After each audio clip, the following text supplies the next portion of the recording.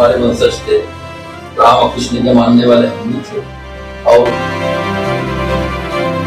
मानते हैं कि भगवान शंकर की नगरी है, भगवान शंकर के यहाँ जो फूल है वो भी अल्लाह का, हमें अल्लाह दिखता है। क्योंकि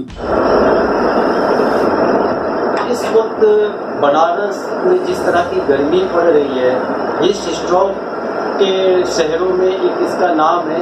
इसी के साथ ही इस वक्त एक मुद्दे से और हिट हो रहा है जिसको कहते हैं ज्ञानवापी, काशी ज्ञानवापी। इस वक्त ये मुद्दा यहाँ पे काफ़ी हिट स्ट्रोक चल रहा है, बहुत गर्म चल रहा है और इस पर हर कोई अपनी अपनी प्रतिक्रियाएँ दे रहा है। लेकिन इन सारी चीज़ों के बावजूद जो एक चीज़ देखने को हमको बार बार मिल रही है, यहाँ की जो सांप्रदायिकता है वो अभी तक कहीं पे कोई नुकसान बड़ा नहीं हुआ है, किसी भी तरह की सांप्रदायिक सौदात को कोई नुकसान नहीं पहुँचा है।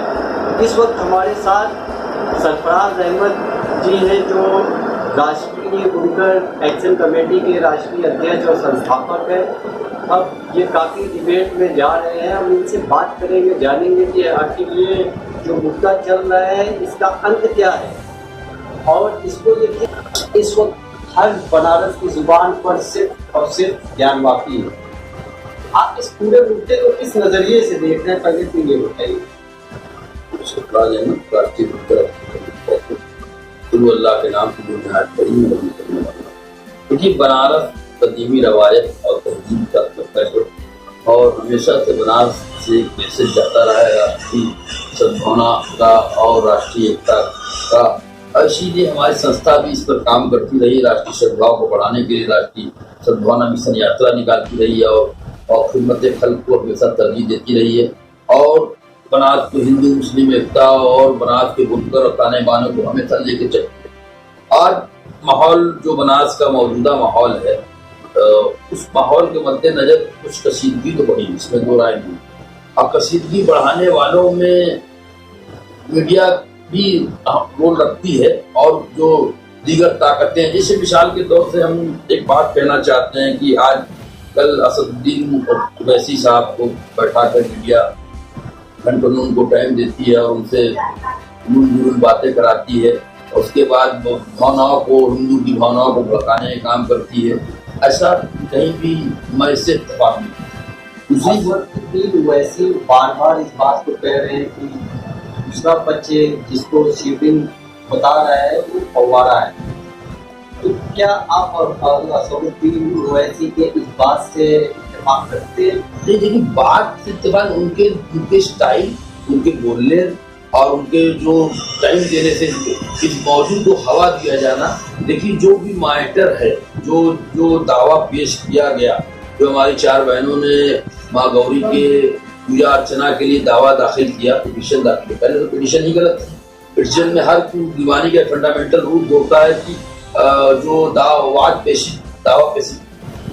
पेश किया जाता है उसमें चौहद्दी का जिक्र किया जाता है। चौहद्दी इसमें नहीं, चौहद्दी जब नहीं तो कहाँ तक की जमीन है जो आराजी नंबर का दावा किया।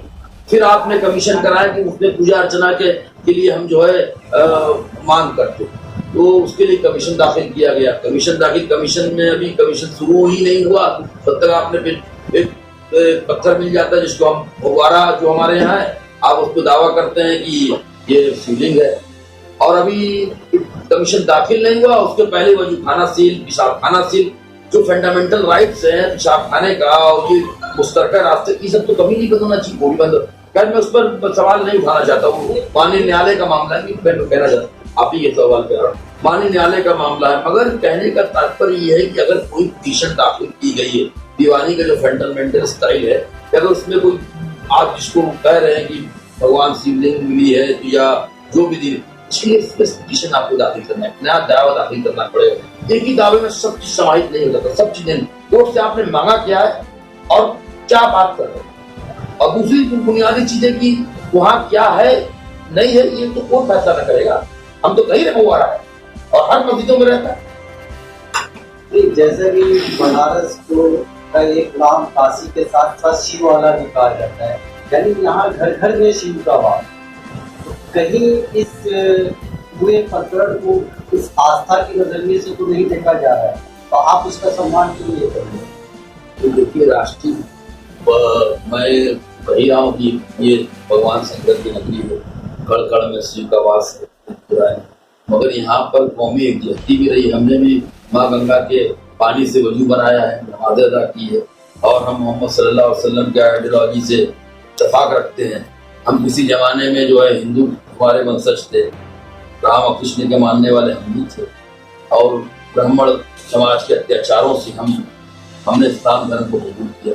ब्राह्मण समाज ने अपने जमाने में कहीं मंदिर में प्रवेश नहीं कराया, तो कभी सती प्रथा जबरदस्ती कराया, तो कहीं देवदासी है, तो कहीं छूट छात है, तो बाल विवाह, न जाने कितनी कृतियां बताई जाए। इतिहास पढ़ा मैंने, राजा राजमोहन राय तक को बड़ी मशक्कत करनी पड़ी, और कितने मुस्लिम राजाओं ने और खुद ब्रिटिश एम्पायर ने कानून ना बनाया ना सन 1891। तो कहने का मकसद ये है कि जब छोटी जात मुसलमान, हम तो कोई विदेश से आए मुसलमान तो है नहीं, हमें औरंगजेब करके औरंगजेब से जुड़ा जाता है, औरंगजेब से क्या लेना देना। हम तो अपनी मस्जिद की बात कर रहे हैं, अपनी नमाज और तकद्दुस की बात कर रहे हैं, अपने फंडामेंटल राइट्स की बात कर रहे हैं। आप हमसे औरंगजेब की बात करते हैं, औरंगजेब की बात क्या मतलब, औरंगजेब से कह रहे हैं, अपने मस्जिद की बात, तकद्दुस की बात करते, जो हमें राइट, हमको बाबा राव भीमराव अम्बेडकर के जरिए हमें कॉन्स्टिट्यूशन राइट मिला है, जो अल्पसंख्यक का राइट, वो उस पर बात कर रहे हैं। तो कहीं ना कहीं क्या मुस्लिम समाज इस बात को मानता है कि वहाँ पे मस्जिद थी और उसको तोड़कर औरंगजेब ने मस्जिद बना दी? देखिए, इसने भी स्पष्ट प्रमाण, सब अपनी मंतिक करते हैं। मैं इस पर ये कहना चाहता हूँ कि मुस्लिम लोग, या जो बहुत सी किताबें में कि बादशाह अकबर के पीरियड में भी मस्जिद का जिक्र मिलता है कि मस्जिद उनके पीरियड में भी थी। फिर उसके बाद हम लोग कहते हैं, कुछ लोगों का कहना है, या हमारा अपना खुद का भी मानना है, या इसकी प्रामाणिकता सत्य है कि नहीं, इस पर भी हम कंफर्म नहीं कर कि कृष्ण नरेश ज्ञानचंद राणा की पत्नी के साथ आबू भेजी हुई, तो उसके मद्देनजर राजा ज्ञानचंद मुसलमान हो गया, तो उसने उस मंदिर जो हिस्से में गलत काम हुआ, आबू भेजी उसको खंडित था, बुवा दिया, वो मस्जिद तामीर हुई। ऐसा भी लोग कहते हैं, अलग अलग लोग हैं। मेन इसके कागजात जो है अंग्रेजों ने उठा के यहाँ से ले गए लंदन, और वो चाहते थे कि बात बनता रहे, हिंदू मुसलमान बढ़ता रहे। क्योंकि मैं एक घटना बता रहा हूँ बनारस में, बहुत बड़ी घटना हुई, आगा शाही गलबा आजादी के पहले हुआ, तो महात्मा गांधी ने विदेशी वस्त्रों को जलाने के लिए आह्वान किया, तो बनारस में एक पौष्टी बेचने वाला काबुली पठान बेच रहा था गोलकर, तो उसको चंद्रशेखर आजाद ने बना दिया, तुम ना बेचो, पूरे हम लोग के आंदोलन को नुकसान पहुंचा रहा, तुमको समझा रहा नहीं।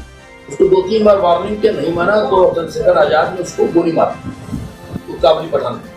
तो उसके बाद पुलिस की जीप से, मेरे दादा बता रहे थे, लोग बुजुर्गों से बताया, चश्मदीद की बात मैं कर रहा हूँ, उन्होंने कहा कि पुलिस की जीप से कहते हुए कि हिंदू ने मुसलमान को मार दिया। जीप जिधर से निकलती थी पूरे हिंदुस्तान, पूरे बनारस से बलवा होता जाता था, और जब मुसलमानों किसी मोहल्ले में लोग ग्रुप बना के चढ़ाई करते तो हिंदू थाने पे जाते थे, मदद करिए, तो वो कहते थे कि हम मजहबी मामले में नहीं डूबे। अब कहीं मुसलमान हिंदू चढ़ाई करता था मुस्लिम मोहल्ले पर या कहीं पर लोग ने, तो उनको कहते थे कि हम मजहबी मामले में। तो अंग्रेज चाहता ही था बवाल फसाद बना रहे, हिंदू मुस्लिम जो है ये हमेशा बुनियाद डाल दी है। क्योंकि एक बात और भी इस घटनाक्रम में जोड़ के चलूँ, आपको वो जरूरी है कि आपने एक हमको टाइम दिया है, इसके लिए शुक्रिया। बनारस की उनका जो अपनी तहजीब और मिशन जाना चाहिए, और जानकारी भी लोगों को मुकम्मल मिलनी चाहिए कि नवाब आसफुद्दौला ब्रिटिश एम्पायर के अधीन थे, अवध रियासत थी, अवध रियासत के अधीन बनारस स्टेट था। नवाब आसफुद्दौला ने एक आदेश जारी किया, जिसमें ये आदेश हुआ कि पंचगंगा घाट पे धरारा मस्जिद को रिमेंट किया जाए, दोबारा पुनः निर्माण किया जाए। भव्य मस्जिद बनी जो मीनार के साथ, जो औरंगजेब की पीरियड की मस्जिद की छुट्टी रिबिल्ड। और उसी पीरियड में यहाँ के सूबेदार ने, यहाँ के जो गवर्नर अहिल्याबाई ने दरखास्त की थी, अहिल्याबाई को आर्डर मिला कि आप जो अहिल्याबाई कहते मंदिर तो कहीं किसी के सूबे में कोई मंदिर या निर्माण तो नहीं कर सकती, तो हिंदुस्तान की सुल्तान तो या बादशाह तो नहीं थी, गवर्नर तो नहीं थी, या कोतवाल तो नहीं थी। उन्होंने नवाब आसफुद्दौला से राइट परमिशन लिया, ग्रांट परमिशन मिला, भले ब्रिटिश एम्पायर से काहे किया, तो उनको मिला मंदिर बनाने के लिए इजाजत, और उसमें मुसलमानों ने इतराज भी किया, और उसमें कैजुअलिटी हुई, काफी मुसलमान मारे गए, इसका FIR भी दर्ज हुई। मुसलमानों की तरफ से बार बार सुप्रीम कोर्ट के 91 के फैसले को बताया जाता है, तो आप इसको कैसे देख रहे हैं कि क्या 91 के फैसलों को फॉलो किया जाए? देखिए, हम माननीय सुप्रीम कोर्ट की तहरीर से इज्जत और खैर करते हैं, उन्होंने बहुत अच्छा फैसला लिया और 1991 एक्ट जो है जो परफॉर्म किया। जब वहाँ पर वकील ने कहा कि ये टाइटल सूट है, तो सुप्रीम कोर्ट ने कहा कि टाइटल सूट के नाम से दाखिल करें नंबर। ये जो मैंने पहले बात की थी, टाइटल सूट के नाम से ये मुकदमा दाखिलवाद है श्रृंगार गौरी की पूजा अर्चना को लेकर, जो मुसलमान पक्ष में कभी उनकी पूजा अर्चना के लिए कभी एतराज नहीं हुआ। तो कहने का मतलब है कि आप अगर मलकाना हक चाहते हैं तो मलकाना हक एक अलग विषय है। मलकाना हक, और हमको कॉन्स्टिट्यूशन जो राइट दिया है जो 1991 वाला, उसमें हम जो मस्जिद की कंडीशन आजादी के बाद अब जो है वो रहनी चाहिए। जब से ये पूरी घटना होती है और लोअर कोर्ट का एक जजमेंट आता है कि खाने की जगह जहाँ पे लिखा है उसको सीज किया जाए और नमाज, क्या इन दोनों में आपस की कहीं कोई तकरार अंदर हो पाई या नमाज अपनी तरीके से चल रही है? और प्रशासन ने कॉपरेट कर दी है क्योंकि बनारस का प्रशासन बड़ी सूझबूझ से काम ले रहा। आप मुझे बयान जब लोगों ने पूरे बनारस से भ्रम फैलाया कि मुसलमानों ने घुसने नहीं दिया अधिकारी, पहले ये बताइए कि कलेक्टर और कमिश्नर मौजूद है, कौन किसकी मजा लेके मना करेगा? क्योंकि ऑर्डर में था ही नहीं कि मस्जिद के अंदर की कमीशन जांच। तो दोबारा उसमें आदेश आया तो मुसलमानों से सहयोग किया, चप्पे चप्पे कर 7 दिन मिल के 3 दिन तक किया रहा है, और जब कुछ नहीं मिला तो आखिर फुवारा मिला। जब आपके बूथ की लंगोटी सही थी। एक चीज है कि अभी तक एक MIM की तरफ से छोड़कर बाकी किसी पार्टी के मुस्लिम के नेताओं का कोई बड़ा बयान नहीं आया इसको लेकर। तभी विषय है जिसको हम रहनुमा मानते हैं, जिसको हम अगर उस मौके पर नहीं बोले तो क्या उम्मीद? तो यही ना उम्मीद है। मुसलमान जो सियासत में सियासती मामला हो गया है, सियासती मामले में कहीं ना कहीं तो बयान आना चाहिए, मजम्मत होनी चाहिए, या जैसा भी हो सच्चाई की बात होनी चाहिए। मुसलमान तो हमारा जबरी नहीं ना कर रहा है, अपने क्षेत्र में नमाज पढ़ रहा है और आप उसमें घुसपैठ कर रहे हैं कि ये मंदिर है। हम तो मंदिर था नहीं था एक अलग विषय, उस पर नहीं जाना चाहते, मगर अभी मौजूदा हाल में उसकी कंडीशन थी, वो वहाँ इबादत हो रही है ना। और प्रधानमंत्री नरेंद्र मोदी ने इतना भव्य कॉरिडोर बनाया है और पूरे देश में उसका नाम हो रहा है। हमारे बनारस के लिए फख्र का विषय, मैं भी फख्र मानता हूँ, और दिन ब दिन पर्यटक बढ़ रहे हैं बनारस में, घूमने वालों का अच्छी बहुत अच्छी बात है। और 12 बनारस की जो हम लोग जो कहते हैं शास्त्रों में 12 ज्योतिर्लिंग, 12 ज्योतिर्लिंग में जो है एक लिंग होगी, फिर मस्जिद में कौन सा लिंग तलाश करें?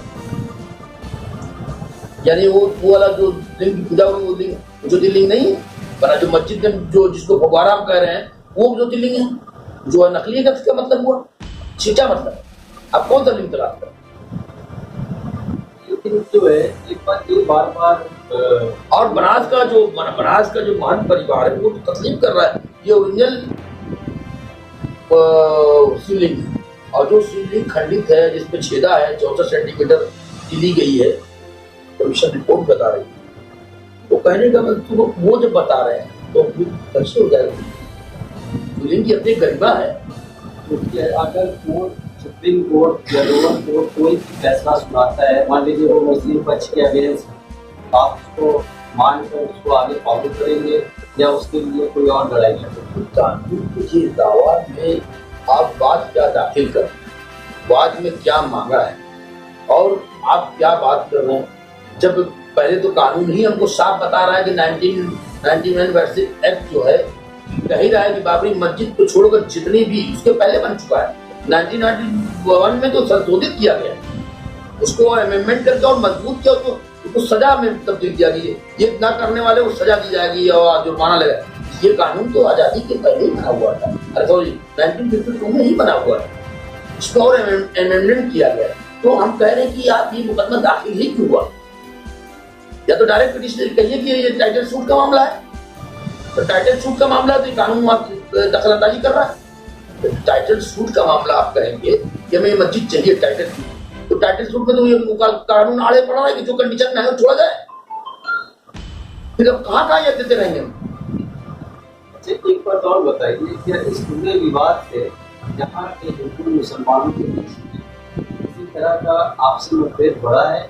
उनके कारोबार लेन देन, आपसी चाय खानों के बढ़ने की चर्चा? नहीं नहीं भाई साहब, ये जीता बिल्कुल बनारस जब का बनारसी बना के जिंदा है, माशाल्लाह जिंदा है। वो मिल रहे हैं, चर्चा कर रहे हैं, लोग आपस में यही बात करते हैं कि बात कोर्ट में चल रही है, कोर्ट में चले। नजरिए की लड़ाई हो सकती है, नजर तो नहीं। मनभेद नहीं होना चाहिए, मतभेद भले रहना चाहिए। मतभेद तो सगे भाई से भी होता है, सब उठाना पाना चल रहा है। हाँ, एक जरूर है कि इस कालखंड में कारोबार की स्थिति बड़ी दयनीय हो गई है। बड़ा लोग जो है खसारे तनाव से लोग राहत नहीं है, मंदी भारी। और देखिए बनारस में हम तो यहाँ तक मानते हैं कि भगवान शंकर की नगरी है। भगवान शंकर के हाथ में त्रिशूल है, वो भी अल्लाह का, हमें अल्लाह दिखता है क्योंकि अरबी में अल्लाह भी उसी आकार का होता है। तो उसमें कोई बात नहीं, सोचने का नजरिया, देखने का नजरिया तो हमेशा चलता रहा, हमेशा। जैसा कि एक बात उन्होंने बहुत बड़ी कही कि लड़ाई नजरिए तो मुद्दों की होनी चाहिए, नजरिए की नहीं, और हमारी एकता और सौहार्द बनी रहे, इसकी इन्होंने बात बहुत अच्छी कही है। आप इस वीडियो को यूट्यूब चैनल पर देख रहे हैं तो चैनल को सब्सक्राइब और लाइक करें, और फेसबुक पेज पर देख रहे हैं तो पेज को फॉलो करें। अपने कमेंट जरूर करें।